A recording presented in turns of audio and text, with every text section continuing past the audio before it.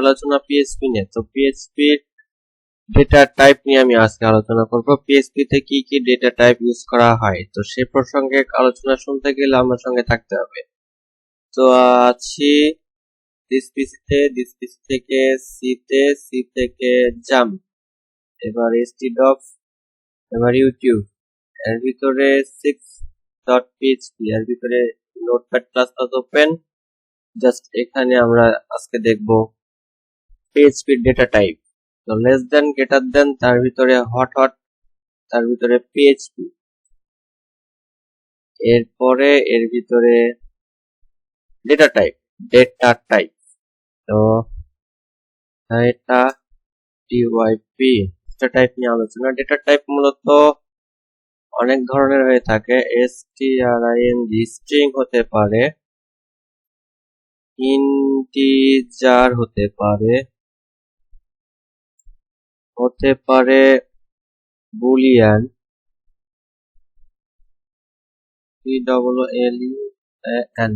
Boolean. জানি না spelling ঠিক আছে কিনা, জানি না, ভুল হইলে ক্ষমার দৃষ্টিতে দেখবেন, আর ঠিক হইলে তো হয়েছে। স্ট্রিং আর ফ্লোট, ফ্লোট। আর একটা হয়ে থাকে, ওরে আল্লাহ কি হয়েছে, ফ্লোট। আর একটা হয়ে থাকে নাল। তো এরকম হয়ে থাকে। এই স্ট্রিং গুলোকে মূলত লিখতে গেলে আমি তো দেখাইছিলাম মনে হয়, ডলার দিয়ে লিখতে হয়, নাম 1, ঠিক আছে। এরকম করে যদি আমি এখানে 10 দেই, আবার ডলার দিয়ে নাম 2, যদি আমি এখানে 2 দেই আর কি, দিয়ে যদি বলি ডলার নাম কত 3, এখানে দিয়ে, আচ্ছা, এখানে যদি আমি বলি যে এটা যোগ এটা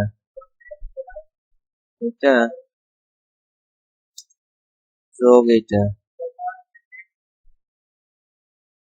ঠিক আছে। তো এখানে ইকো করি, ইকো করে যদি আমি বলি এইটা, তাহলে কি সে আমাকে এটা প্রিন্ট করে দেখাবে না? এই যে এটা দুটো যোগ করে দেখাবে না? তো যোগ করে দেখাতে গেলে এগুলোকে কমেন্ট করলাম,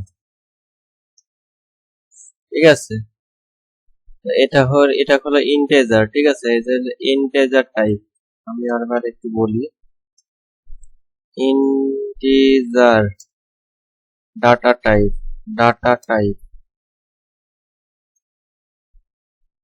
এটা গেল ইন্টিজার ডাটা টাইপ, ঠিক আছে। তো ব্রাউজারে গিয়ে রিলোড করি,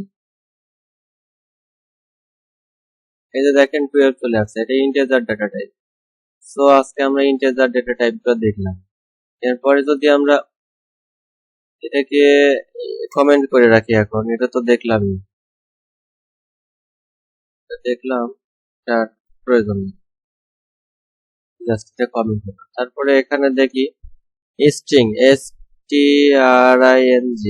স্ট্রিং ডাটা টাইপ, ঠিক আছে। তো এখানে ওইভাবে নেন আর কি, এই যে এগুলো নেন। এত পরিশ্রম করা ভালো লাগে না, আমি একটু সুবিধাবাদী লোকজন। এই যে নিলাম, নেওয়ার পরে এই যে এখান থেকে আমি স্ট্রিং দিয়ে দিলাম, নাম দিলাম হলো কি string দিলাম।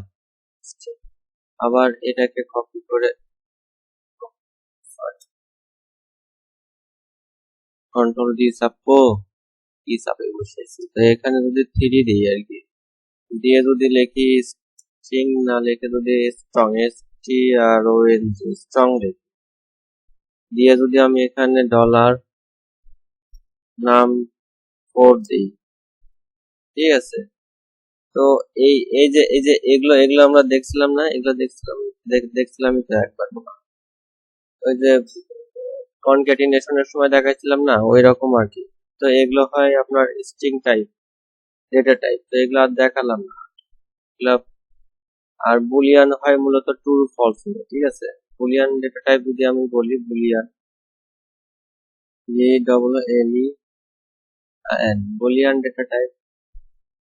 ডেটা টাইপ মূলত আপনার ট্রু আর ফলস রিটার্ন করবে, ট্রু বলবে অথবা ফলস বলবে, FALSE ফলস বলবে। ঠিক আছে, আর একটা আছে নাল, ওটা ফ্লোট আছে, FLOAT ফ্লোট। ঠিক আছে, data type TYP float data type. এক জিনিস বারবার দেখানো পছন্দ না। ফ্লোট ডাটা টাইপের মধ্যে এই যে এগুলো আছে না, যদি দেখাই ফ্লোট ডাটা টাইপ, তো হ্যাঁ হ্যাঁ, কই কই, এখানে তো আরো একটা থাকবে।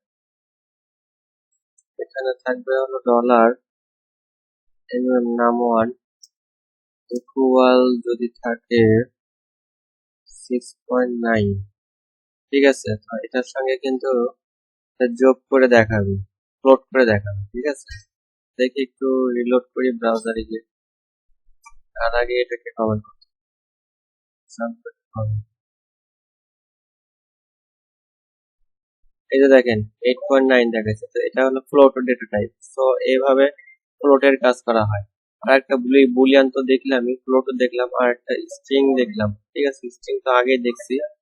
তো এই তো হয়েছে। আর নাল, নাল তো ওই ডেটা টাইপের মধ্যে নালই শো করে। এটা ইন্টিজার গেল, বুলিয়ান গেল, স্ট্রিং গেল, ফ্লোট গেল। তো হ্যাঁ, থ্যাংক ইউ ভেরি মাচ। আমরা আজকে এই ডেটা টাইপ গুলো দেখলাম, পিএইচপি ডেটা টাইপ। সো টিউটোরিয়ালটি বেশি বেশি লাইক করবেন, কমেন্ট করবেন, শেয়ার করবেন, সাবস্ক্রাইব করবেন। Thank you very much.